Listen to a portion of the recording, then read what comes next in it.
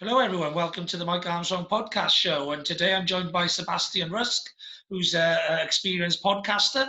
And we're going to have a chat about business, podcasting, and a few other things. How are you doing today, Sebastian? You okay? I'm doing great, Mike. Thanks for having me, bud. Yeah, thanks for coming on. So, obviously, we connected on LinkedIn. Yep. And I connect with quite a lot of people on there, but most of the people I get on my podcast are people I meet through business networking, etc. So I usually know quite a bit about them first. So for the benefit of myself and my listeners, tell us a little bit about yourself and what you do.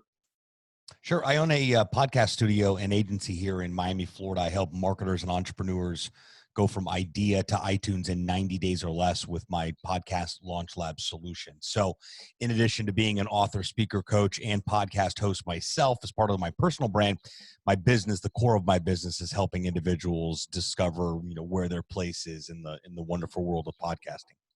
Yeah, that's awesome. And I myself, I'm quite new to podcasting, as in I haven't been doing it for that long. I started at the beginning of the lockdown. Um, but I say I'm probably quite experienced in a way because I've been speaking all my life anyway. I've been in sales and marketing all my life. But Sure. I've recorded something like 380 odd episodes since the end of April. So I've been busy. Excellent. Nice work. Way to Yeah. way to capitalize on the downtime. Yeah, exactly. Well, I want out networking and that sort of thing. And I started the podcast because I've always wanted to be a speaker, a global speaker. And I thought actually podcasting is a great way to just get used to speaking and talking about topics and that sort of thing. And Sure. it's really helped me. I started then recording them on YouTube as well to get more bang for your buck. And that's why I start now doing everything on Zoom rather than just sort of live straight into the podcast. But what are your thoughts on using the podcast for people who are looking to start sort of speaking and that sort of thing? Well, I think that a podcasting is just another tool to be able to create content on. And as you continue to build your platform, it's another way to be able to communicate with that community that you're building. Any good thing takes time, and significantly more time than we ever wrap our heads around. I always like to say it takes longer than you think. But I started my podcast my second year in business back in 2011, just for the simple fact that I wanted a radio show that I online that I could control, and I was able to do that through means of a podcast.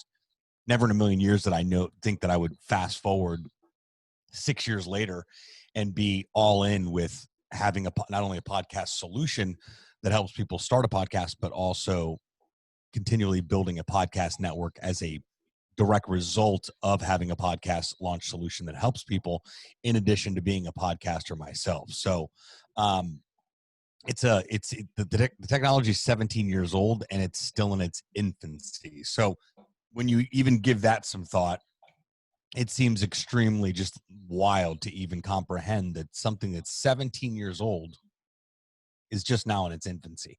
And I firmly believe that podcasting is replacing radio as we know it. No one is eager to go jump in their car, turn on the radio, and hear another advertisement talk over the songs that they play over and over and over again. When podcasting and streaming music like Spotify and Apple Music and everything that we consume music through right now gives us a frictionless experience. There isn't many additional layers added to that process. And I think that's the most attractive thing to it. And as podcasting and technology continues to evolve and make our lives easier, I believe that every time you hop on an airplane, or every time you get in your car, or every time you're on a planes, trains, automobile, and there's a screen in front of you, you're going to have the opportunity to log in and have all of your personal preferences right there in front of you, turn your Bluetooth headphones on, and move on with your day while consuming content. In fact, I just realized yesterday, and I don't know if it works because I haven't tested it out yet, but I just realized yesterday that you can go to the Audible app on your iPhone and you can save the book to your Apple Watch, right? Now, I would think the only reason you would want to do that is to play the audiobook on your watch, which is pretty brilliant if you ask me, right? You're just Yeah. sitting and going about with your day, or just sitting anywhere, and your book and your watch is reading to you. I stopped and thought, man, this is just bananas, right? I always think of, when I think of talking into my phone, every time I answer a call on my watch, I always think of Dick Tracy. you know, Yeah. because he was always talking to, was always talking to everybody, and he had the Dick Tracy, and we always envied that, right? When the movie came out, and for years before that, when the Dick Tracy character was created, and now we're actually living in the reality of that. So I think if you can listen to a book on your watch, you're going to be able to listen to music and podcast, etc. If not, you just, put your headphones in like some kind of animal, but that takes an extra step because, well, the watch is already out and about and on your wrist, right?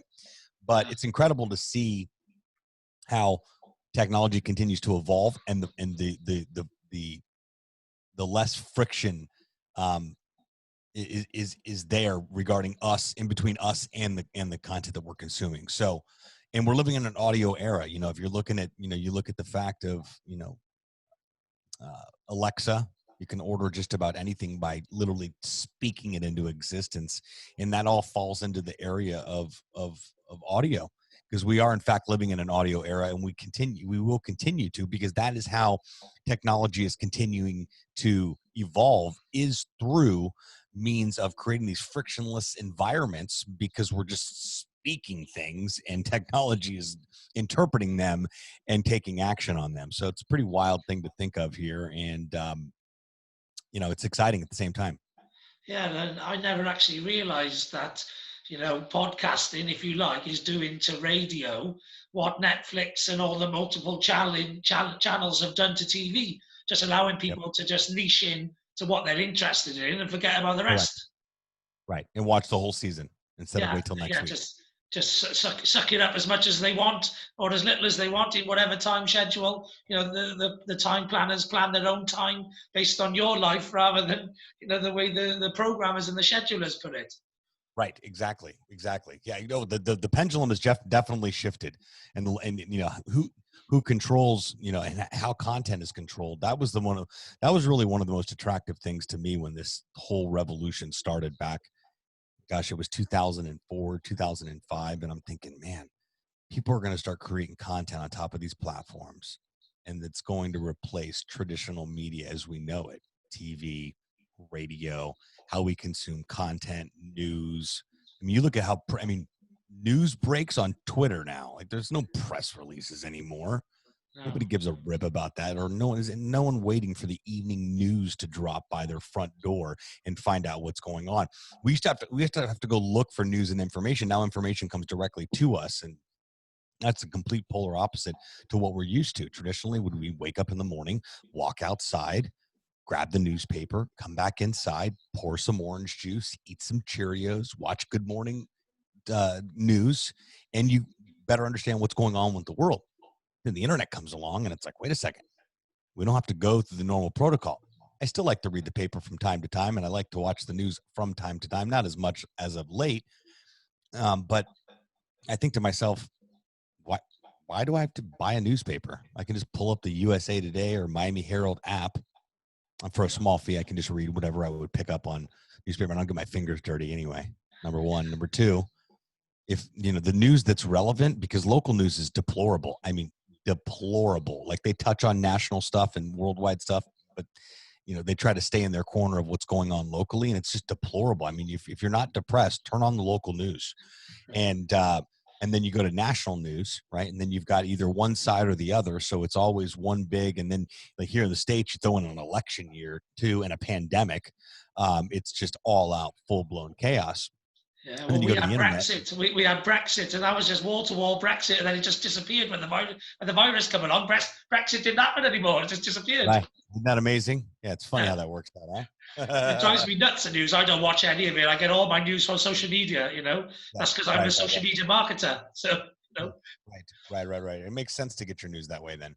Yeah, definitely. But I'm conscious that you got other appointments, and this is going to be a short, brief one.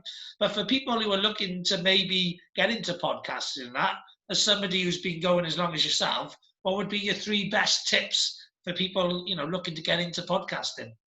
Well, first would be to check out my YouTube channel, because I have a whole library of free videos that tell you how to start a podcast, and you can find that at youtube.com/podcast launch lab. Secondly, I would sit down and really better understand why you want to start a podcast and get real clear about that. And once you're clear about that, then you can start the creative process of figuring out, well, maybe I'm going to call it this, and this is what I want to talk about, and go through this crawl, walk, run process of actually mapping it out and starting it. The number one challenge you're going to have with starting a podcast is you. So as long as you can get you out of the way, and you can master, and you can defeat, rather is a better word, procrastination, and literally get out of your own way and actually do what you say you're committed to doing, which is starting a podcast, then you'll be successful with podcasting. And you need to consistency. And people say, what's the best way to monetize your show or to grow your show the fastest way? And it's through consistency, and then building a community around your consistency with the content that you're creating.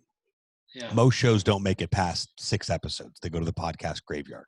So make sure that doesn't happen to you. And it's not going to happen to you if you get real clear about your why of starting a podcast. If you know what your show is going to do to serve the world and to provide value, you're going to be able to leverage that why to keep yourself motivated to continue to create content and be consistent with it. Yeah, I think it also helps as well if you're used to creating content elsewhere. So I've been a blogger for a long time.